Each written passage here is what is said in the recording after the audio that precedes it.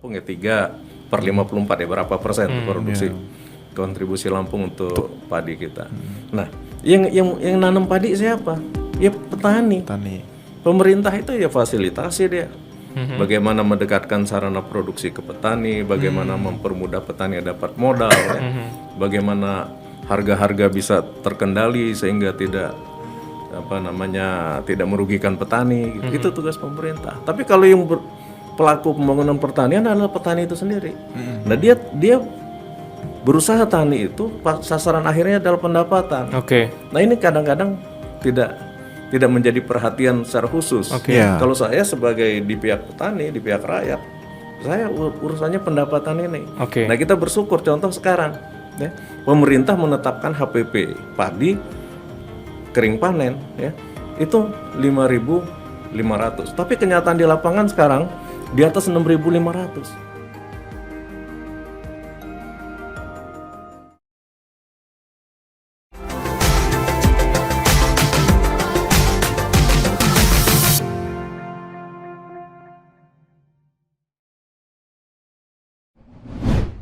Alright everybody, welcome back again to the podcast Lampung Memilih barengan Panjul di sini. Iya, dan Aji di sini pastinya seru banget. Pastinya kita selalu menghadirkan teman-teman caleg ya dan juga teman-teman politikus lah pokoknya untuk bisa ngobrolin perpolitikan di Indonesia khususon di Lampung gitu. Pokoknya dari Lampung ya. Benar, karena kan ini memang kita sambil menyambut juga kan pesta demokrasi yang berjalan di tahun 2024 nih, karena banyak banget kan yang bakal kita coblos, yang banyak kita pilih gitu. Jadi salah satu referensinya mungkin menurut gua adalah menonton Lampung Memilih ini supaya kamu kenal caleg-calegnya mungkin aja ada di dapil kamu, karena memang bintang tamu kita kemarin udah banyak banget, ada yang dari Lampung Selatan. Lebih dari 10 ya. Lebih dari 10 kan, kita udah ngeluarin episode sampai 13 episode sampai hari ini ya. Keren. Tinggal waiting list aja. Selain itu gimana caranya supaya dapat informasi-informasi yang pas dan juga terus terpercaya? Download aplikasi Lampung Pos One Click di Play Store kalian, kemudian di situ ada banyak sekali multi platform dari Lampung Pos Group. Ada lampos.co, ada Metro TV Lampung yang tertaut di channel YouTube ya, tadi Pandi udah sebutkan, kemudian ada saya 100fm.id, terus ada lampungpos.id dan suma.id untuk berita khusus kanal di Sumatera. Nah, terus pokoknya banyak banget lah Pan, yang informasi-informasi yang harus teman-teman update nih Pan ya. Betul. Karena apalagi di tahun politik ini tanggal 14 kita harus benar-benar tepat ya Pan ya, memilih calonnya yang benar-benar ada di tengah-tengah rakyat nih. Nah, di semua layer ya. Mama, ada anak muda ya kan. Mama jadi primadona ya. Iya. Bagi bapak-bapak. Padahal banyak bapak-bapak siapa? Bapak-bapak. Dan sama kayak bintang tamu kita pada hari ini istimewa banget ini nih Pan. cukup bapak-able banget nih. Karena beliau ini adalah dulunya juga pernah menjabat sebagai Bupati Tulang Bawang di masa 2012 sampai 2017. Kemudian juga ini adalah termasuk petahana kalau bahasa Inggrisnya apa? Apa petahana?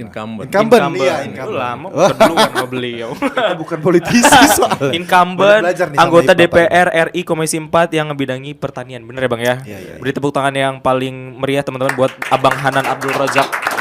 Thank you Bang udah mampir ke sini Bang. Hari ini kita bakal ngobrol-ngobrol nih, sebenarnya ngobrol santai aja perihal yang ini kan Abang kan udah petahana nih. Artinya banyak cerita yang bisa Abang share sebetulnya gitu. Yang sudah dilalui dan sudah dikerjakan ya Bang ya demi rakyat. Nah, mungkin ini sih Pan, lanjut ke Bang Hanan Rusak ini kan adalah ketua KTNA, Kontak Tani dan Nelayan Provinsi Lampung. Okay. Artinya Bang Hanan selalu akrab ya di tengah petani, terus nelayan juga. Di daerah lo kan daerah banyak nelayan tuh ya.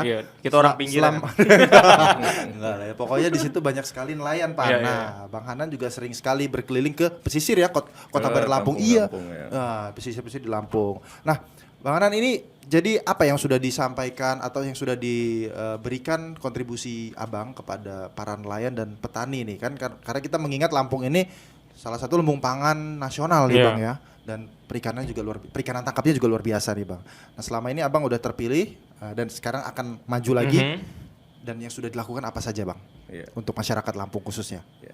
Assalamualaikum warahmatullahi wabarakatuh. Waalaikumsalam. Pertama tentunya saya harus mengucapkan terima kasih kepada podcast Lampung Memilih yang sore hari ini mengundang saya secara langsung. Adinda Aji dan Adinda Panjul. terima kasih ini. Agak aneh emang namanya Bang. Ya, jadi saya saat ini sedang dipercaya oleh rakyat ya pada tahun 2019 yang lalu. Alhamdulillah dari sekian banyak calon anggota DPR RI saya salah satu yang terpilih. Oke. Nah begitu terpilih saya pelajari secara mendalam. Ternyata tugasnya itu hanya 3 kalau bisa disimpulkan gitu ya, disederhanakan. Yang pertama adalah fungsi legislasi, bagaimana membuat undang-undang, bagaimana merubah undang-undang seperti itu. Oke. Nah kemudian yang kedua fungsi anggaran. Ya.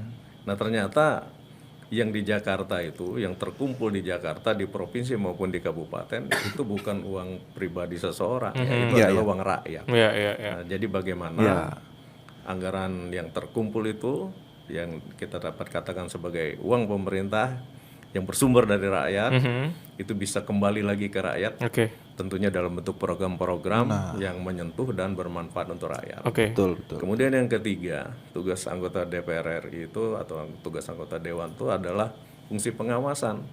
Bagaimana ia mengawasi proses pembangunan ya, mulai dari perencanaan, pelaksanaan sampai dengan mengevaluasinya. Oke. Fungsi pengawasan, bukan fungsi pemeriksaan. Ya.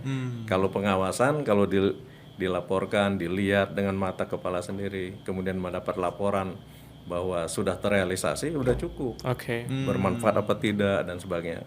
Tapi kalau pemeriksaan ya akan nanyakan SPJ-nya ini barang dibeli di mana, harganya berapa. Nah, jadi sangat berbeda antara fungsi pemeriksaan dengan Pengawasan. Jadi 3 itu atas dasar 3 tugas anggota dewan itu tentunya saya bagaimana keberadaan saya di DPR RI itu bisa bermanfaat Oke. untuk masyarakat khususnya daerah pemilihan Lampung 2 lebih umum di Provinsi Lampung.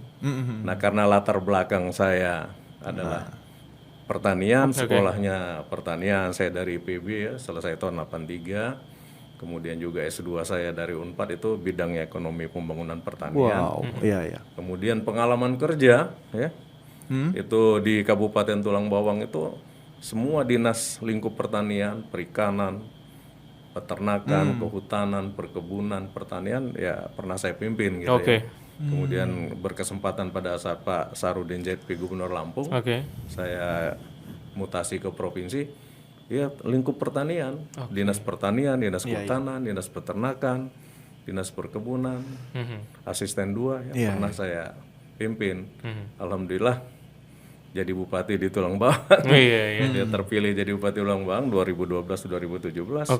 Nah kemudian mendapat amanah lagi dari rakyat ya, menjadi anggota dewan sejak 2019 yang lalu. Insya Allah periode pertama ini akan berakhir di 30 September 2024 ini. Sekarang dicalonkan lagi ya, Partai Golkar di nomor urut 1, alhamdulillah. Iya. Berarti udah dicalonkan Bang ya? Buana. Dicalonkan lagi ya? Iya. Sama Partai Golkar. Maju lagi ya? Iya, maju lagi, incumbent tadi ya. Kemudian untuk ini Bang, Abang udah pernah jadi petani belum Bang ini kan? Ini kan megang komisi berapa Bang di DPR RI kemarin? Komisi 4. Itu pertanian ya Bang ya ada ya? Jadi mitra kerja Komisi 4 itu adalah Kementerian Pertanian, Kementerian Kelautan dan Perikanan, dan Kementerian Lingkungan Hidup dan Kehutanan. Ya, semuanya basisnya adalah rakyat-rakyat yang ada di pedesaan. Betul, dan linear sama yang ada di Lampung ya Bang ya, masih banyak sekali. Memang saya berterima kasih, bersyukur bisa ada di situ. Nah sehingga saya tidak ada kesulitan untuk beradaptasi dengan tugas-tugas kedewanan itu ya. Persoalan-persoalan masyarakat tani karena kita berada di lapangan, kita melihat langsung, alhamdulillah kita bisa mendalami persoalan-persoalan masyarakat itu apa sesungguhnya yang perlu diintervensi ya. Dibantu oleh pemerintah melalui persetujuan DPR kepentingan-kepentingan masyarakat tani kita. Ini kan Abang udah satu periode ya, selama satu periode ini yang Abang lihat yang biasanya menjadi keluhan ya di Komisi 4 yang membidangi pertanian ini, terutama di pertanian-pertanian di Provinsi Lampung, biasanya apa Bang? Jadi pertama gini loh, saya dari sisi petani ya, saya kan sebagai ketua kontak tani nelayan andalan Provinsi Lampung, kemudian sebagai orang yang latar belakangnya pertanian. Nah kemudian juga sebagai KTNA. Jadi yang ada di pikiran saya adalah bagaimana mesejahterakan petani. Oke. Kan ujung-ujungnya sejahtera. Petani memproduksi singkong bukan mau dapat singkong. Petani dia tanam jagung bukan mau dapat jagung. Dapat duit dong. Petani tanam padi bukan mau dapat, dia mau dapat cuan. Oke. Nah ini kadang-kadang kita tidak pikirkan. Pemerintah ada target. Oke. Target pemerintah misalnya padi 54 juta ton per tahun ya, yang harus diproduksi oleh petani kita. Di Lampung aja, alhamdulillah sudah 3 juta. Berarti kontribusi Lampung ya 3/54 ya, berapa persen produksi kontribusi Lampung untuk padi kita. Nah, yang nanam padi siapa? Ya petani. Pemerintah itu ya fasilitasi dia. Bagaimana mendekatkan sarana produksi ke petani, bagaimana mempermudah petani dapat modal, ya. Bagaimana harga-harga bisa terkendali sehingga tidak tidak merugikan petani. Gitu. Itu tugas pemerintah. Tapi kalau yang pelaku pembangunan pertanian adalah petani itu sendiri. Nah dia berusaha tani itu sasaran akhirnya adalah pendapatan. Nah ini kadang-kadang tidak menjadi perhatian secara khusus. Kalau saya sebagai di pihak petani, di pihak rakyat, saya urusannya pendapatan ini. Nah kita bersyukur contoh sekarang, ya, pemerintah menetapkan HPP padi kering panen, ya, itu 5.500. Tapi kenyataan di lapangan sekarang di atas 6.500. Artinya apa? Petani sekarang sangat bergembira. Dulu ditetapkan 4.200 kalau tidak salah. Kadang-kadang harganya di bawah 3.000. Nah, gitu. Jerit nih ya petaninya. Ya petani itu sekarang belum dapat dikatakan untuk sampai kata-kata sejahtera itu masih ya perlu kerja keras. Perlu program-program khusus ya. Contoh nih, sebagai contoh. Seorang petani yang punya lahan sawah 1 hektar, ya, dia bisa 2 kali panen. Saya sudah hitung. Ya, kalau 2 kali panen berarti dia masa kerja dia ya 8 bulan kan. Kan 2 kali panen. Itu dia bisa dapat, kalau dibagi 12 penghasilan bersih dia itu sekitar 2,5 juta. Ya. Cukup nggak pertanyaannya? Dibagi jauh dari cukup. Dibagi 4 bulan. Listriknya berapa? betul. Apalagi sekarang udah medsos kan. Aduh. Pulsanya berapa? Anak sekolahnya. Kuota ya bang. Baru dia belum pupuk. banyak undangan-undangan. Enggak, udah setelah dikeluarkan biaya usaha tani. Ini pendapatan dia loh. Bersih. Bersih. Bersihnya segitu. Nah, seperti masih segitu. Nah, sehingga perlu ya. Perlu apa lagi supaya pendapatannya bisa bertambah. Nah, ibu-ibunya, istrinya misalnya bagaimana memanfaatkan lahan pekarangan bisa ada penghasilan di situ. Nah, kemudian dia bisa beternak juga si petani ini, karena ternak kan tidak membutuhkan lahan. Kan kalau ternak itu populasi, yang lahannya bukan per hektar kalau hitungan ternak ya. Bukan 1.000 ekor per hektar. Tetapi berapa ekor dia kuasai. Nah, itu perikanan bisa juga. Nah itu jadi harus ada sumber-sumber itu. Jadi sekarang kondisinya adalah petani kita belum sesuai dengan yang diharapkan pendapatannya. Makanya sekarang anak-anak muda ini kalau kita lihat ya, umur petani kita kan sekarang di atas 48 rata-rata kalau kita lihat. Ini bahaya ini. Nanti siapa yang mau bertani? Yang meneruskan. Makanya program pemerintah mendukung untuk peningkatan pendapatan yang diintervensi pemerintah. Bantuan mesin-mesin pertanian. Bantuan benar-benar gratis. Itu udah berjalan. Udah lama ini berjalan. Saya sangat setuju itu. Kenapa? Petani kalau panen dia tidak terpikir mau beli mesin, mau beli traktor. Begitu panen yang dipikirkan dia muter lagi harus bagaimana tanam lagi berikutnya, bagaimana untuk anaknya sekolah, bagaimana untuk dapurnya, bagaimana untuk kebutuhan. Jadi stuck gitu aja ya bang, ya begitu terus polanya bang. Nah sedangkan petani modern udah pakai alat-alat canggih. Petani modern ya dalam menggunakan mesin, teknologi. Jadi pemerintah masuk ke situ. Saya sangat setuju. Nah begitu juga infrastruktur, jalan usaha tani, irigasi, pemerintah harus masuk ke situ. Kita dukung itu. Berapapun biayanya kita dukung. Karena nggak kepikir dengan dia mau perbaiki jalan. Yang dipikirkan dengan dia adalah bagaimana dia berproduksi. Untuk dia berproduksi, inputnya, harganya harus ditekan seminimal mungkin. Kemudian produktivitas dia di lahan usaha taninya itu bisa dicapai dengan optimal. Kemudian harga yang dia terima itu Ya normal Sesuai ya. HPP. Menguntungkan. Ya sekarang alhamdulillah nih. Yang ngeluh sekarang ini hanya petani karet. Kalau di Lampung ini ya. Apakah Saya di Lampung 2. Singkong sudah tidak ngeluh lagi. Tapi ternyata harga singkongnya cukup tinggi karena barangnya nggak ada gitu. Nggak ada yang panen gitu. hukum ekonomi? Petani karet sekarang. Petani karet ini ya masih jauh dari harapan ya. Masih di bawah 9.000 per kilogram karet ya. Mereka itu bisa sejahtera itu kalau di atas 9.000. Kalau mencapai 15.000 sudah lumayan, bisa beli motor, bisa perbaiki rumah gitu. Nah seperti itu. Jadi ini persoalannya pendapatan loh. Ujung-ujung muaranya ke Kalau situ, Bang. pendapatan pertanian ini, usaha tani ini menarik, nggak usah disuruh-suruh. Anak muda itu, generasi muda akan masuk ke situ loh. Iya. Sepakat Bang. Berarti kan di situ ada titik persoalan ya, yang tadi Abang ceritakan juga. Nah, kalau kita bicara waktu sih Bang sebenarnya, kenapa sampai hari ini persoalan itu masih terus terjadi sih Bang? Apa sebenarnya penyebabnya? Faktornya itu aja kan, Bang. Karena kan ya kalau kita lihat ya bener kan pasti ya itu kan bicara proses waktu lama ya, dan itu juga mungkin udah terjadi dari jangka waktu yang cukup lama gitu. Nah, kenapa dengan sampai hari ini berjalan perkembangan teknologi, kemudian juga majunya peradaban gitu ya. Kenapa hal-hal yang begitu masih terus masalah terjadi? konsistensi ya. Kita mau berdaulat pangan ya. Bukan aman pangan, berdaulat. Kalau berdaulat itu apa? Bisa kita penuhi dari kebutuhan dalam negeri. Pemerintah harus hadir ya, kalau mau berdaulat pangan. Jadi kita produksi sendiri, kita tidak bergantung dari luar negeri, import misalnya. Impor tuh Tahun 2023 ini Oke. ya, kalau angka statistik saya lihat laporan statistik 3 juta ton kita impor ya, Bang. beras dari luar negeri kan, gitu ya. Iya. 3 juta ton kita impor. Belum berdaulat berarti ya, Bang. Belum berdaulat. Kenapa Masih Bang itu aman. bisa sampai 3 juta ton?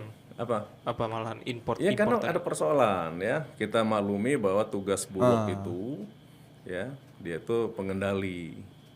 Kemudian juga untuk hal-hal khusus dia dapat penugasan, bansos dan sebagainya ya. Nah, sedangkan Bulog ini ya, dia tuh belanja untuk mengisi gudangnya. Gudang Bulog tuh kalau tidak salah kapasitasnya sampai 4,2 juta ton kalau tidak salah. Dia mengisi gudangnya itu, dia tidak boleh beli kalau dikonversi ke gabah kering panen, nggak boleh beli lebih dari 5.500 kalau dikonversi ke gabah kering. Nah, sedangkan yang terjadi kan harga gabah kering panen itu di atas 6.500. Nggak ketemu itu. Dia nggak bisa belanja itu, sehingga dia yang murah cari yang di impor. luar. Nah, itu dia, sayang banget ya. Nah, kalau pertanyaan kok di luar murah, kita nggak tahu. Jangan-jangan yang di luar itu dibeli oleh pemerintahnya, misalnya Vietnam, Thailand ya, itu dibeli oleh pemerintahnya dengan harga yang wajar, kemudian dilepas, diekspor dengan harga yang Di bawah. murah. Bisa aja subsidi ke petaninya. Gitu. Iya. Tapi pemerintah kita subsidi ke petani sampai hari ini belum lakukan ya Bang? Sudah, tapi dalam bentuk pupuk ya, subsidi pupuk. Nah ini ya perlu saya informasikan pada kesempatan ini adalah kebutuhan pupuk secara nasional yang pupuk subsidi itu 25 juta ton ya. Nah, anggaran subsidi dari pemerintah kan sekitar 25 triliun. Itu hanya mampu untuk mengadakan sekitar 9 juta ton. Nah, artinya apa? Pupuk subsidi ini kalau seandainya petani mau berbudidaya menggunakan pupuk subsidi, dia hanya 1/3 dosis. Nah, kalau dia mau mendekati 1 dosis, ya, berarti dia harus beli yang non subsidi untuk melengkapinya ya, Bang. Ya, kadang-kadang itu dilakukan oleh petani, tapi tidak maksimal. Nah, sehingga kalau bisa dikatakan apa yang dilakukan petani saat ini, dia pupuknya hanya ya kalau bisa saya katakan sekitar setengah dosis. Misalnya perlunya 500 kilo atau 400 kilo, dia hanya separuhnya pupuk. Nah, sedangkan yang namanya tanaman, tanaman itu seperti manusia, itu makhluk hidup tanaman. Dia ditanam, dia nggak mungkin menghasilkan kalau tidak ada makanan. Kita juga nggak mungkin gede-gede kalau nggak dikasih makanan. Nah, makanan tanaman itu pupuk. Nah, pupuk ini harus dipenuhi. Jadi kebijakan pemerintah harusnya penuhi pupuk ini. Jadi efeknya ke produktivitas juga ya, Bang ya. Jadi nah, contoh sekarang produktivitas rata-rata kan sekitar 5,5 lah, 5,5 ton per hektar sekarang padi kan. Nah, sedangkan potensi kalau dia benar-benar budidaya secara optimal, dia bisa mencapai angka 7 sampai 8 ton. Berarti masih banyak yang bisa dikejar. Iya, masih Kalau dimaksimalkan. mau swasembada, Iya dong, gitu, benar-benar. mau berdaulat, penuhi pupuk. Mentoknya itu 7 ya Bang ya? Iya, 7 sampai 8 ya. 7 sampai Tapi Berarti salah satu sepertiga ya Bang. salah satu kuncinya adalah pupuk ya. Ya harus. Salah satu kuncinya. Tapi saya kemarin mendapat informasi dari Pak Menteri Pertanian, Iya. ada kebijakan Insya Allah mulai 2024 ini Oke. perhatian untuk menambah jumlah pupuk Kuota. subsidi, ya, kuota pupuk subsidi. Gitu. Ya, efek faktornya apa sih Bang? Biasanya karena kelangkaan pupuk tadi ya? Apa karena bahan bakunya yang susah, harus impor juga, Jadi pembuatan pupuk dan kita sebagainya? ini, kita bersyukur di negara kita ini bahan baku pupuknya ada. Aman ya Bang ya? Urea Ada ya? misalnya urea itu dari gas alam. Oke. Dari gas kita alam. punya ya, Kita Bang? punya gas alam, bisa memproduksi urea. Tapi yang namanya unsur K, unsur fosfat, kan kalau NPK ya, nitrogen, fosfat, kalium. Nah, P dengan K-nya ini import. Ya. Ada. Kita tidak ada tambang fosfat, tidak ada tambang kalium ya. Iya. Nah, itu ya harus import. Saya mendapat informasi bahwa itu sebagian besar diimportnya dari Rusia, Ukraina. Di sana perang, macet gitu kan. Iya, Akibat macet harganya kan pasti naik kan. Benar. Nah, jadi tapi sebelumnya memang langka juga Bang ya, sebelum perang juga ya agak-agak ada kendala-kendala juga Bang ya, untuk distribusi ya pasti Bang. langka lah. Sebelum Perlunya perang. 25 juta ton. Semen subsidi ini kan. Ya semen disiapin 9 juta ton, ya pasti langka. Jauh Pasti langka, nggak usah pakai argumentasi apa ya pasti langka. Udah nggak bisa memang dilawan udah- lagi. udah perkaliannya begitu ya. Iya. Jadi terobosannya gimana jadi Bang? Biar berdaulat, tadi berdaulat Iya. ingin menjadi negara yang berdaulat pangan. Iya. Tapi juga ternyata hulunya untuk untuk di pupuknya juga harus berdaulat juga dong Bang. Betul. Nah, terobosannya emang Harus kehadiran pemerintah untuk mencukupi kebutuhan pupuk petani, khususnya pupuk subsidi. Kalau nggak disubsidi berat. Tadi aja ya, saya tuh sampaikan tadi kan, 1 hektar itu gajiannya dia tuh per bulan tuh cuma 2,5 juta, sampai 3 juta. Tipis Bang, sama kayak gaji kita di Bang. tapi sebulan lah lumayan. Kasihan bener kita ini Bang. Bang kalau ada tambahan boleh lah. Bang tapi menarik sih Bang. Abang kan udah satu periode tadi yang menarik. Kalau kita tarik jauh ke belakang ini kan Abang juga kan berriwayatnya pernah jadi bupati Bang ya. Kalau ini pertanyaan yang cukup tricky juga sih Bang. Menurut Abang, apakah enakan jadi bupati apa jadi anggota legislatif Bang? Iya sama aja. Kalau saya bawa seneng semuanya. Oke. Yang penting kalau saya ini ngurus masyarakat. Oke. Ngurus rakyat, gitu. Waktu bupati ngurus rakyat. Oke. Begitu jadi wakil rakyat yang ngurus rakyat. Oke. Nah, makanya saya bilang ini, saya sampaikan di bawah, pilih wakil rakyat itu yang benar-benar ngurus rakyat. Oke. Jangan waktu mau pileg ya pasang gambar siap menyalurkan aspirasi rakyat macam-macam. Tapi Begitu nggak udah ada. terpilih hilang. Nanti 5 tahun lagi mau pemilihan pasang ini lagi, banner lagi, minta dipilih lagi. Ya, Tapi masih banyak Bang warga yang Nah saya nggak tahu, tapi makanya kalau saya dengan rakyat tuh saya sampaikan gitu ya supaya dia milih saya, Iya, karena saya ngurus rakyat. Gitu. Iya.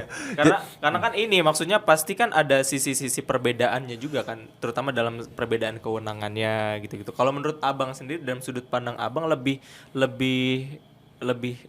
enak ke mana nih kalau dalam sisi kebijakannya gitu-gitu kan. Soalnya beberapa kali kita sempat ngobrol juga kan sama beberapa yang jelas anggota caleg. gini ya, yang jelas kalau dia anggota sebagai bupati waktu itu, bupati itu eksekutif, eksekutor. Nah sekarang ini jadi anggota dewan legislator. Nah itu dia.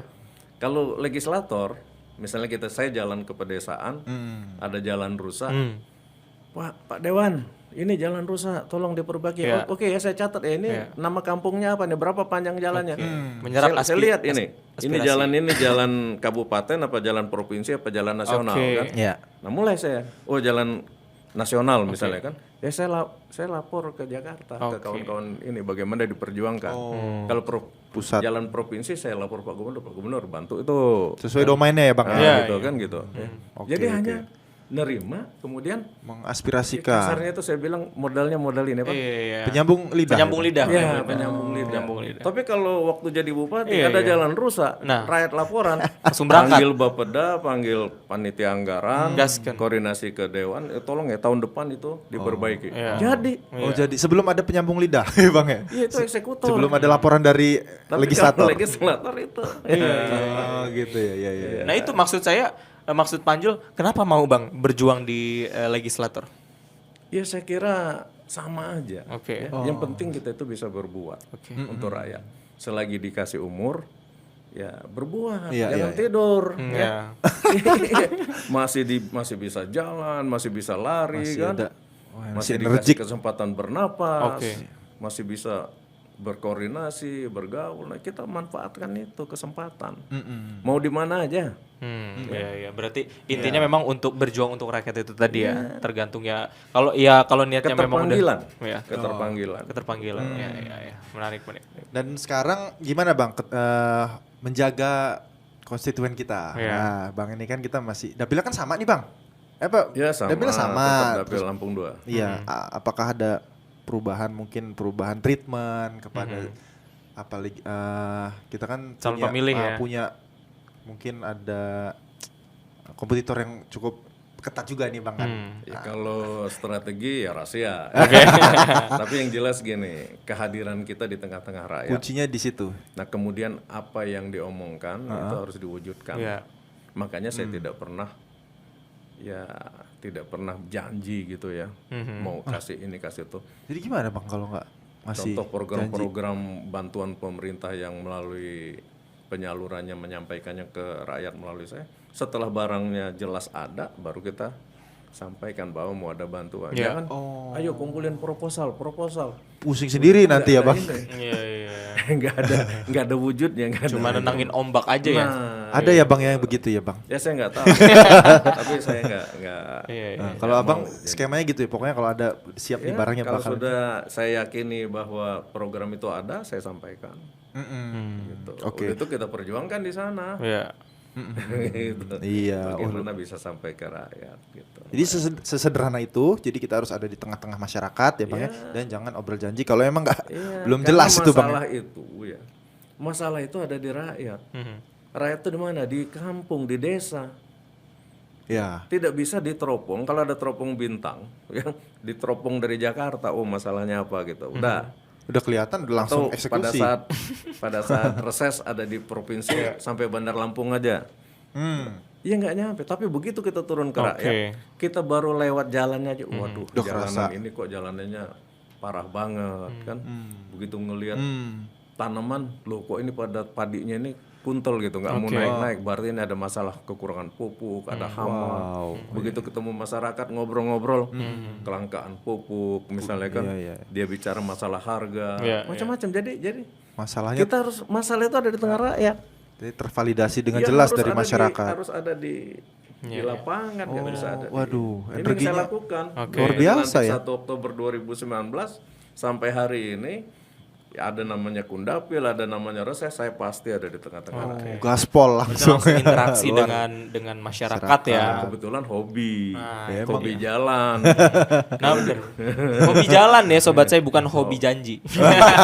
Bukan hobi jalan-jalan juga, hobi jalan bersama masyarakat. Betul, karena memang untuk bisa tahu apa yang menjadi problem dan permasalahan di suatu tempat, terus juga itu masyarakat persoalannya apa, memang harus ngobrol dan interaksi langsung, beririsan sama masyarakatnya, dan itu yang sudah dilakukan sama Bang Hanan Arozak. Tidak resmi-resmian, Iya. pidato-pidatoan gitu ya gitu kita ya, Bang? kurangi lah.